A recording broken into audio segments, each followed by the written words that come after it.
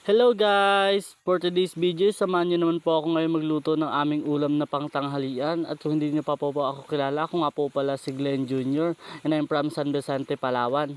At saka nga pala guys, pagpasensyahan nyo naman po ang aking pagsasalita dito sa voice record kasi po nabubulol pa po ako kasi bago pa lang po ako nagpo-voice record. So guys, balik naman po tayo sa aking pag-prepare ng kaserola na aking gagamitin sa pagluluto. Simple na din ang aking lulutuin ngayong araw mga guys. Syempre ay ginisang gulay. Yes, ginisang gulay po ang pinaluto sa akin ng mama ko ngayong araw. Kasi nga po, ang mga kapatid ko po ay umali. At hanggang ngayon po ay wala pa po sila nakakabalik. Kaya ako naman po ngayon ang magluluto. So prepare ko na rin po yung aking gagamitin dyan ngayong araw ng aking pagluluto.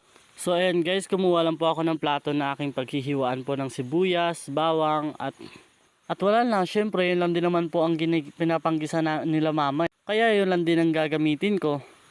So ayan guys, pinapakita-kita ko pa nga dyan sa video kung ano kalaking sibuyas na gagamitin ko ngayong araw. Ubusin ko po yan para mas masarap o mas maaroma ang aking lulutuin. Kahit ngayon saan lang ako magluto, at least hindi nila makakalimutan syempre. Minsan ka na nga magluto at sasabihin pa nilang pangit ang lasa, di ba? Napakaiba naman yon. Kaya for today's video, sasarapan ko talaga ang aking pagluluto, syempre. At tignan nyo naman kung ano ako kaseryoso sa pagbabalat nyo ng sibuyas. Tingin-tingin pa talaga siya. Oh, nagulat pa bigla kasi siyempre nakatutok sa akin yung camera. So, medyo maguguluhan kayo maya sa dulo ng aking pagbibideo kasi ako lang po isa talaga yung nagbibideo-video dyan ng sarili ko. Kaya, ngayon pa lang, nagsasorry na ako. So, ayan mga guys, from this to this ko na lang po ang aking paghihiwa dyan ng sibuyas. From this to this. Opo, nahiwa ko na po yung sibuyas at bawang ko dyan. At dyan mga guys, kukunin ko na po yung takuri na aking sinalang dyan kanina. Kasi isasalang ko na rin po ang aking kaserola na aking gagamitin sa pagluluto. Opo, malinis na po yan siya. So yan guys, kung napapansin nyo, gumugulo na po ang aking pagbibideo dyan. Kasi yan po yung sinori ko po sa inyo kaganina pa lang. At kung yan po yung mama ko, siya po yung naghihiwa ng gulay. Kasi daw po ako daw po yung magluluto. Kasi po ang mga kapatid ko is umalis. Hanggang ngayon wala pa nakabalik. Kaya no choice tayo ngayon. Tayo talaga magluluto. So ayan guys, habang naghihiwa nga po aking mama dyan ng gulay, ako nga po pala ititimpla dito ng kape. Kasi nga po medyo inaantok na rin po ako sa mga oras na yan.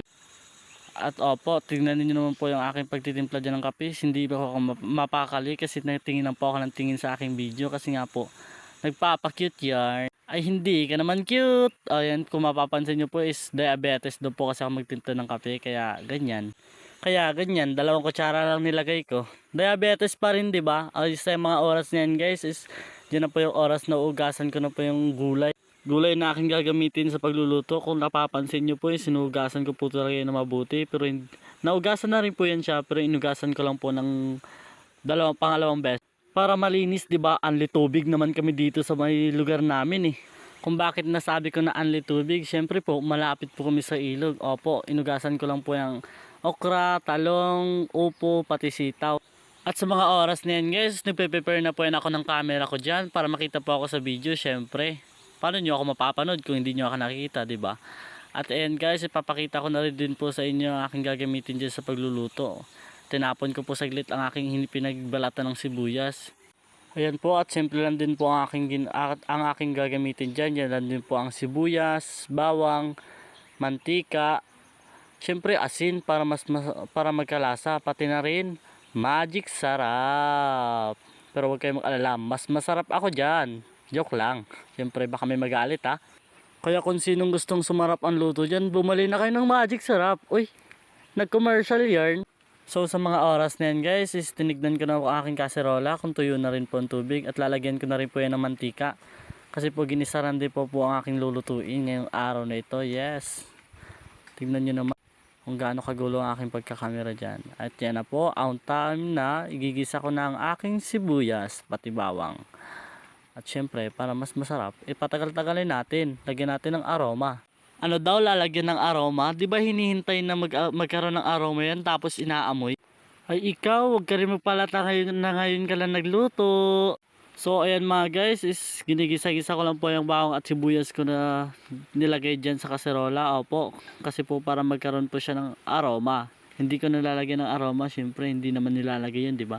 So ayan guys, dyan na po yung part na ilalagay ko na po yung gulay na aking lulutuin talaga dyan guys. Yes, tingnan niyo naman kung anong ginagawa ko. Inaamoy pa talaga yung aroma na sinasabi ko pa kanina na nilalagay, di ba? Yan na po yung nilalagay ko na po yung aroma. Nilalagay ko na po yung gulay na niluluto ko dyan. At saka, hintayin na lang po natin yan na kumulo at maging malambot syempre. At ayan guys, kumulo na po ang ating gulay dyan at nilagay ko na po yung ating sarili dyan. Sarili daw, ano daw? Magic sarap yan guys, baka may magalit na naman ha. At yan guys, kaya ako po nilagay dyan para mas mabilis pang lumambot ang ating gulay. Syempre, para mas mabilis at nagugutom na rin po ako sa oras na yan. Ngayon, magpa-fast forward na lang po tayo dito kasi masyado pong mahaba ang video natin. At yan po yung dadagdag ko dyan mamaya sa akin lulutuin. Yan po yung gulay na saluyo. At pinapass forward ko na din po yan dyan mamaya-maya kasi nga po masyado po talagang mahabang ating video na ginagawa ngayon. Hindi pa po kasi sanay masyadong magawa ng video na katulad nito. Kaya pagpasensyaan nyo naman po ako ulit ha. O sige na nga, from this to this ko na lang yan. From this to this. At sa mga oras na guys is kumukulo na ating gulay dyan. At syempre nilagyan ko na yan ng pampalasa kaya titikman na natin yan. Ang asim, hindi pa maasim yun, joke lang yun, masarap yun siya. Kung masarap, bakit nagulat ka? hindi nagulat, na medyo nainitan lang. O sige na, ulitin ko na ng pagtikim, titikman ko ulit ha. Diyan na talaga, medyo naiba na talaga na lasa, hindi, joke lang, masarap talaga na, approve pa nga, diba? At sa mga oras na yun guys, ilalagay ko na rin po yung ampalaya. Kung bakit nagtatanong kayo kung bakit nahuli yung ampalaya. Kasi nga po mapait po yan siya. Mapait po yan kasi kapag sinabay sa ibang gulay. Kayo po ba, anong klase po kayo magluto ng itong luto? Sinasabay nyo po ba yung mga gulay ninyo? Sa akin po kasi iba kasi napapaitan po ako sa ampalaya. So ayan nga guys, hinihintay ko na lang po talaga na kumulo yung aking gulay dyan. Kaya nung kumulo na is from this to this ko na lang po yung aking pagluluto dyan is from this to this. Opo, kumakain na po ako sa part ng video na yan. Kaya samahan nyo po ako sa pagkain. At yun lang po. Maraming salamat po sa panonood. Kung nagustuhan nyo po tong video to at approve na approve po talaga ako dyan. Kaya salamat po. Bye-bye!